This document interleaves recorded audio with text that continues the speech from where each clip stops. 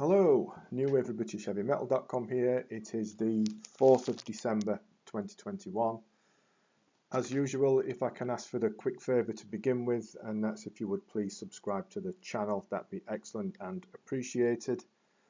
Right, today we're going to look at a band called Cherokee and their first album, Blood and Gold. Now, Cherokee hail from Cologne in Germany, and as I've said, Blood and Gold's their debut album, and it's a proper cracker. Something of a throwback to the good old-fashioned hard rock in the 1970s, and it's full of that energy and drive as well. I heard a song off it a few days ago and liked it that much straight away. I thought, I've got to get a copy of this, I just need it. And it's marvellous. Back in the good old days, you know, the 70s, when I grew up listening to this kind of stuff, this would have been a good old-fashioned double album. What with around 75-minute running time, split into two halves, Blood and Gold, and a further nod back to that 70s feels, the cover art with the stereo logo on top there, marvellous. But the music, first rate indeed, and it mixes in many different styles, from full-on pulsing hard rockers, bit of prog, bit of blues, and there's even a bit of country and western, but a sort of a heavied up country and western, if that's possible. But they've pulled it off if it is. And sometimes there's even a bit of an early Thin Lizzy vibe going on. Sometimes it sounds like a heavied up Jethro Tull, Steel Eye Span or Renaissance, you know, giving that 70s feel again. But over the 75 minutes, there's so much going on. And not least, you can't help but be impressed by the overall energy and drive that the band display. And in particular, some marvellously spectacular vocals from Laura Vesprini. Her style reminds me of if you remember Shaking Street, the great Fabienne Shine that sang for Shaking Street. It's pretty similar to that. The opener, Bill Pullman, bounces along a real pace, driven along by the drums, and a great sort of clip jangling riff. Vesprini's voice is all over it, and some excellent clean guitar breaks going on. It's a really like fast-paced thumping introduction. My Sweet Tulip, what a title for a song. That has a bit more of a poppier feel to it. There's some great melody. Just One Summer Long, bit similar. Then we've got the slightly bizarre but still also enjoyable sort of brooding country and western lilt of Il Grande Silenzio. And first time I listened to this, I thought, well, it conjured up images in my mind of Clint Eastwood riding into town in one of those 1960s spaghetti westerns, you know, like, what was it, a few dollars more, a fistful of dollars, all that kind of stuff. But it's a bit spooky too, and then it builds up to quite a crescendo at the end. Unusual, but you can't help but like it.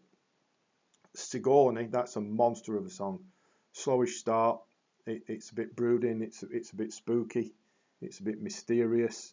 It breaks out, it slows up, it slows down again, it speeds up again. There's riffs all over the place. More of those Vesprini vocals, marvellous.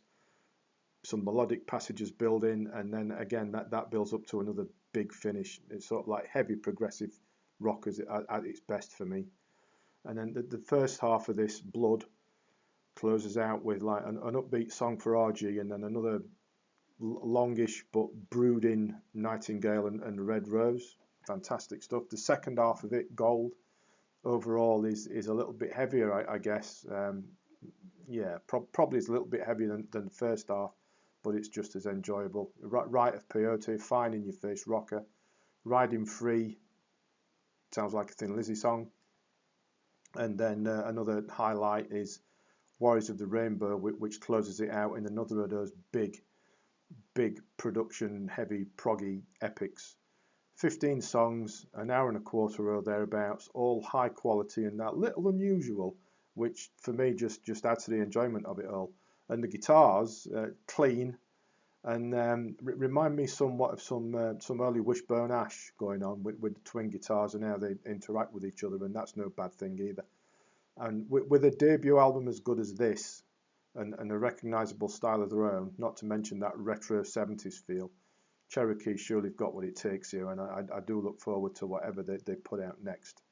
If you want a copy, get your hands on it. It might be a bit tricky. I bought mine from somewhere called Plastic Head, which the label put me onto. Plastic Head are here in the UK. I'll put links in the description below. It is available Amazon, but that seems to be via a reseller. But the digital version you can get there by the looks of it, the MP3 or whatever it is.